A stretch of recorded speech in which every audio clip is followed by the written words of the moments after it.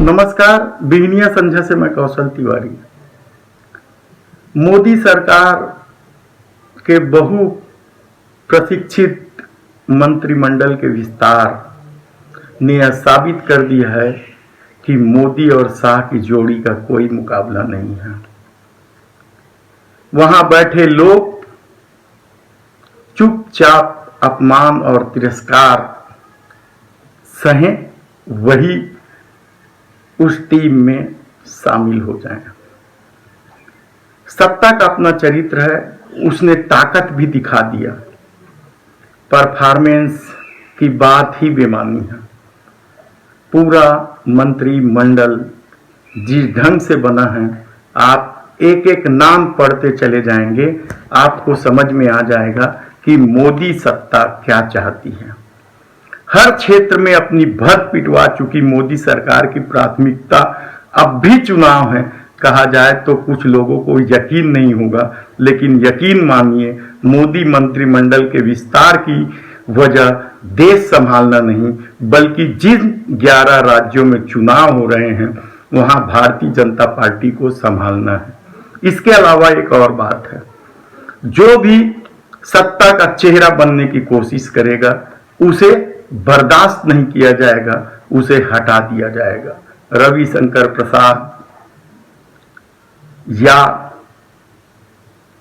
जावड़ेकर, कोई भी नाम आप गिन लीजिए, जिन लोग भी सत्ता का चेहरा बनने बार बार टीवी या पर्दे पर सामने आए, मीडिया पर सामने आए, उन्हें दरकिनार कर दिया गया। यही नहीं, ये शुरुआत तो योगी पर दबाव डालकर भी किया गया था, लेकिन तब बात कुछ और थी। लेकिन आज सब कुछ आईने की तरह साफ हो चुका है कि इस ताकत के आगे आप अपमानित होइए, तिरस्कार होइए। मंत्रिमंडल का बहुप्रशिक्षित विस्तार को लेकर जिस तरह का खेल खेला गया, असफलता के लिए बलि का बकरा ढूंढा गया और राज्यों में होने वाले चुनाव में जीत के सपने देखे गए, उसके बाद तो यही लगता है कि आने वाले दिन आम लोगों के लिए ज्यादा मुसीबत भरा होने वाला है। याद कीजिए संतोष गंगवार, जिन्हें हटा दिया गया, बरेली के ये सांसद थे और इन्होंने योगी सरकार की अव्यवस्था पर सवाल उठाया था। तब सवाल यही है कि क्या मोदी सत्ता की प्राथमिकता केवल चुनाव जीतना है? तब आम लोगों के हितों का क्या होगा? आप यकीन नहीं करेंगे, लेकिन सच यही है कि विभिन्न मंत्रालयों में खाली पड़े 8 लाख पदों की वजह से सरकार का कामकाज बुरी तरीके से प्रभावित है। लेकिन उनमें भर्ती इसलिए नहीं की जा रही है क्योंकि कर्मचारियों, अधिकारियों के वेतन की दिक्कत है। अकेले रक्षा विभाग में 2.5 लाख से ज्यादा पद रिक्त होने की चर्चा है। देश की हालत किसी से छिपी नहीं है।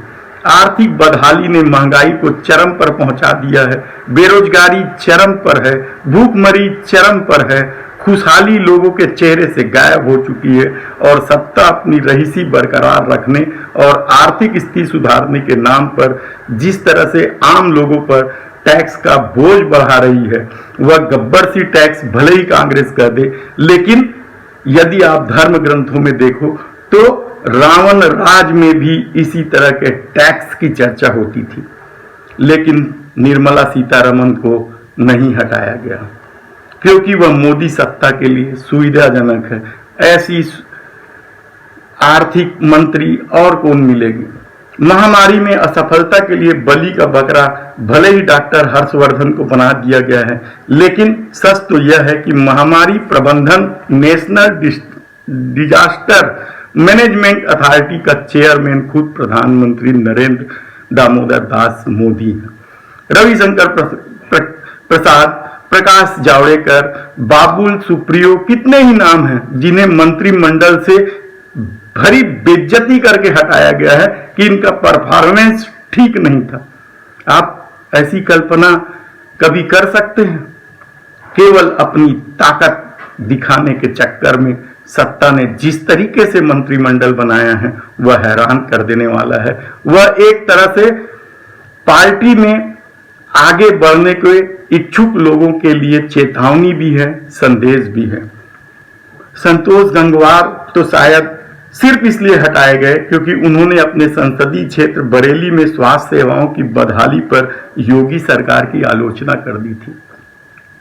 ज्योतिरादित्य सिंधिया, नारायण राणे, इन्हें पुरस्कृत किया गया है क्योंकि ये अपनी पार्टी छोड़कर भाजपा में शामिल हुए थे।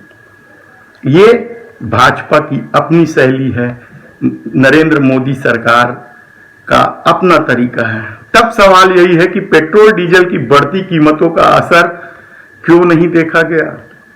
पेट्रोलियम मंत्री धर्मेंद्र प्रधान के खिलाफ कार्रवाई क्यों नहीं की गई, जबकि सबसे खराब परफॉर्मेंस तो उन्हीं की बताई जाती है, जिसके कारण महंगाई चरम पर है। पेट्रोल और डीजल की वजह से ट्रांसपोर्ट की कीमतें बढ़ी और मूलभूत जरूरतों का सामान भी महंगा हो गया।